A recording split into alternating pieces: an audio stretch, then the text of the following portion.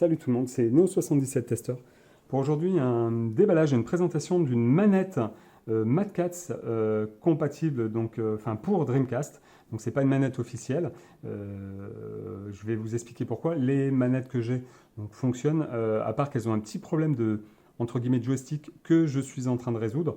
Donc j'ai pas fait de vidéo là-dessus parce que c'est un petit peu chiant. Enfin voilà, après c'est pas super compliqué, hein, démonter une manette, etc. Donc si vous êtes intéressé par un démontage de manette, limite je peux refaire la vidéo. Après je pense d'autres personnes plus expertes que moi qui font déjà des vidéos de réparation de manettes ou de consoles. Donc j'ai pas osé le faire. Si vous êtes intéressé, n'hésitez pas à me le dire dans l'espace commentaire. Donc ce que j'ai fait, c'est que j'ai racheté, alors pas une manette officielle, je voulais essayer d'avoir une manette où en fait les 6 boutons étaient devant, c'est-à-dire que le Z et le C étaient, comment dire, en façade comme le XY et le AB. Alors pourquoi? Tout simplement pour des jeux des styles de jeux de combat style King of Fighters, Street Fighter, etc., etc. Enfin tous les jeux de combat sur Dreamcast. Pourquoi? Parce que le fait d'utiliser les gâchettes, c'est pas super pratique pour certains coups, entre guillemets.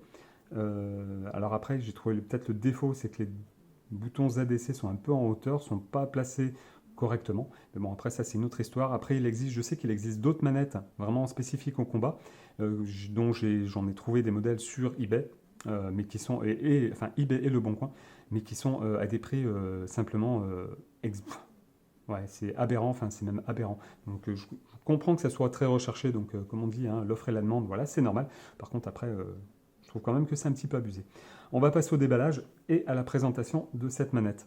Emballage plastique, c'était des emballages, je me rappelle très bien, ce type de manette comme ça pour des manettes PlayStation compatibles, etc. Où c'était des emballages plastiques comme ça, mis dans des rayons qu'on retirait, etc. Là, alors je sais pas, non, je pense que c'est pas lié au transport, mais là il y a eu un petit problème ici. Mais en tout cas, tout est fermé. Donc, ils appelaient ça la Dreampad, donc Mad Catz Dreampad. Donc, j'ai pris le modèle orange. Il y avait d'autres couleurs. J'ai vu, il y avait d'autres vendeurs avec d'autres couleurs ou des couleurs neutres, grises, etc. Je trouvais celle-ci orange transparente assez sympathique. Donc, j'ai pris ce modèle-là. On va tourner ici pour voir. On voit ici une manette de jeu analogique, donc en français, hein, boutons analogiques latéraux, boutons et poignées en caoutchouc, 6 boutons numériques pour l'action, mini clavier directionnel numérique. Donc, je pense qu'il parle de ça, hein, voilà. Fente pour vibration et VMU, et entièrement programmable. Donc entièrement programmable, je ne sais pas où c'est entièrement programmable, si peut-être, ouais, d'accord, c'est marqué ici. Alors on va faire un petit, hop, voilà, c'est marqué fully programmable. Voilà, ici Digital Action Button, Digital Direction Pad, analogique ici.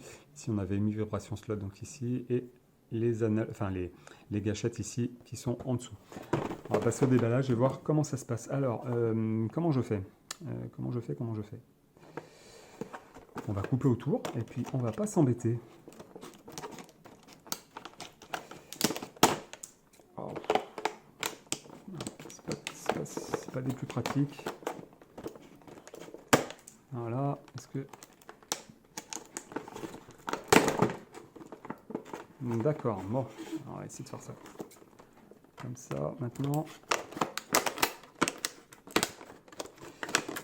Alors, personnellement, entre nous, les emballages en carton sont quand même...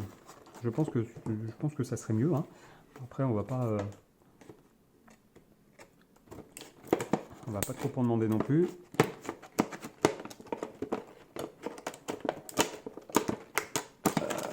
Voilà. C'est vraiment pas super pratique. Ouais, c'est 10 levées comme ça.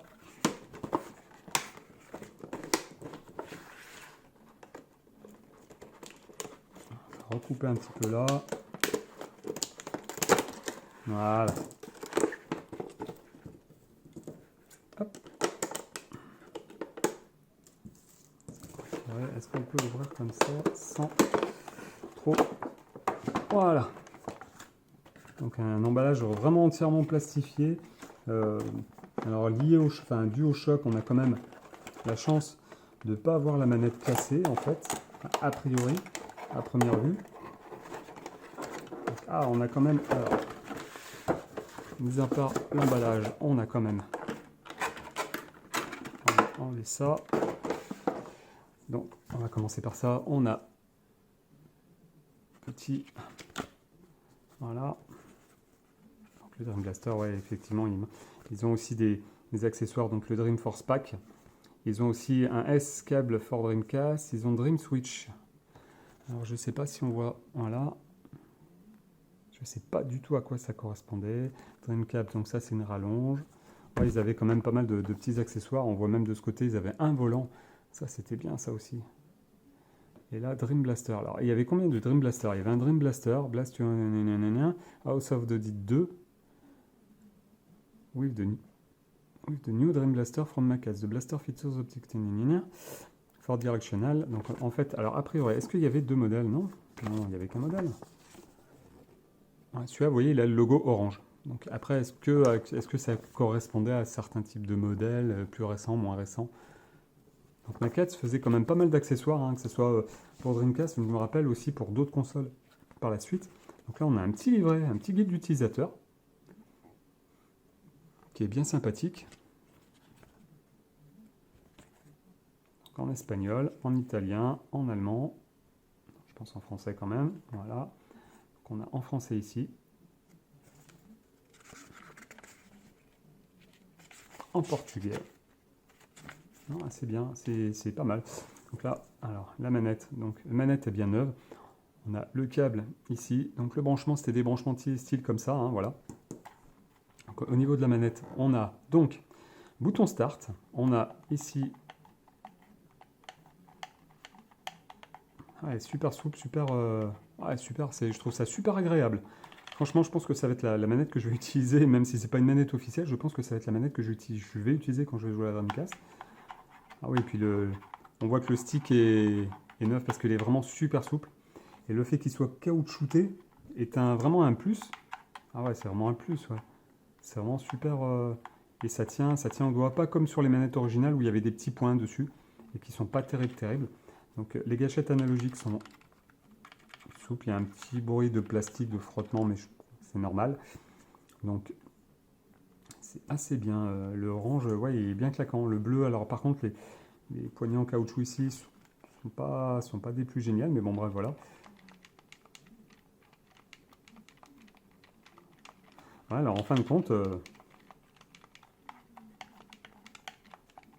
ouais, c'est un petit peu relevé. C'est pas des plus pratiques, franchement, pour les.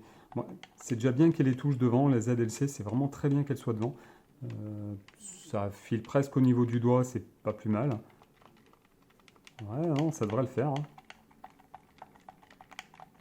Non, non, c'est... voilà, donc on a les touches X, Y, A, B, donc A, B, C, X, Y, Z qui sont ici.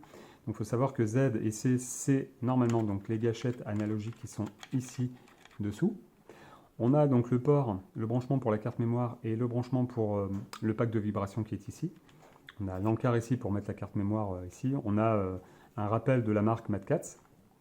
La croix directionnelle est très sympathique, très souple aussi. Bon, vous me direz, c'est tout neuf, donc c'est peut-être normal. Et le joystick comme ça, là, est vraiment très souple, très facile à... Il n'y a pas de résistance, rien du tout, comparé aux manettes que j'ai utilisées jusqu'à présent. Et là, donc, alors, c'est ici, on a une touche qui est... On appuie dessus. Alors, je ne sais pas comment faire pour... Donc, on doit appuyer dessus. Je pense que, à mon avis, ça doit utiliser... Donc, dès qu'on appuie dessus, si on appuie sur une autre touche, ça doit activer la touche turbo, peut-être turbo ou automatique, je ne sais pas. Donc il faudra que je lise un peu le livret. Mais en tout cas, la manette est, pour une manette non officielle Dreamcast, je trouve qu'elle est presque limite mieux que la manette officielle de chez Dreamcast. Alors après, je n'ai pas acheté de manette neuve officielle Dreamcast pour voir comment est le joystick, mais je pense que ça doit être plutôt pas mal. Petit tour du propriétaire, la manette est assez légère, on voit bien en transparence derrière la carte... comment dire, la carte électronique de la manette. Il y a 2, 4, 6 vis. La manette a l'air plutôt solide. Donc bon, maintenant il va falloir tester de voir si la manette fonctionne. Et puis voilà, donc je vous remercie de m'avoir suivi. Je vous dis à très bientôt pour une prochaine vidéo. Donc c'était la présentation, enfin le déballage, la présentation d'une manette non officielle pour Dreamcast de chez MadCats, avec donc les 6 boutons en façade, qui est plutôt des plus pratiques pour les jeux de combat. Donc c'est spécifiquement pour les jeux de combat que j'ai pris cette manette. Peut-être que j'en reprendrai une vraiment spécifique pour les jeux de combat, c'est-à-dire sans le joystick, avec juste la croix directionnelle et les 6 boutons qui sont un peu plus droits, un peu plus alignés. Donc pour voir ce que ça donne, faire une petite différence. Mais je pense que je vais pouvoir enfin me remettre à jouer à mes jeux de combat favoris sur la Dreamcast. Et ça, le fait d'avoir les 6 boutons ici en façade, c'est vraiment un gros plus. Voilà. Je vous remercie, je vous dis à très bientôt pour une prochaine vidéo. Lâchez-moi le petit pouce qui va bien, s'il vous plaît. Abonnez-vous si vous n'êtes pas abonné. Partagez sur les réseaux sociaux, Facebook, Google+, qui va normalement bientôt disparaître, Twitter, etc., etc., etc., etc. Voilà. Je vous dis à très bientôt. Salut, salut!